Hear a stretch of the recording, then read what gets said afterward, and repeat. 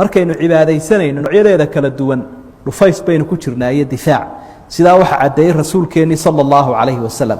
gaar ahaan salaada حديث صحيح مسلم كسر النبي وحي ألا أدلكم بما يمحو الله به الخطايا ويرفع به الدرجات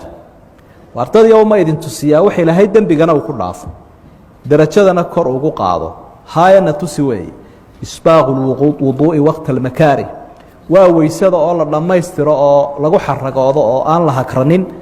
مركا نفط أي كراهي سنة سقبه وجوجه وكثرة الخضع إلى المساجد masaajidada talaabada loo badiyo si socodka soo socodka ila shaytaanku ku diidan yahay guriga iyo bakhaarku doonayay wantidaaru salaati ba'da salaah inta salaatu katayna hadana tii kala sugto dadka way ku adagtay inaad halkan fadhido oo aad iska wardido ama quraan akhrida ama 10 aad dhageysato inta salaadii hore tukatay tadamana ku sugto qof ilaahay u sahlan mooyo way ku adag tahay wuxuu xiisaynayaa qofku inuu shaytaanku xoraya ka layri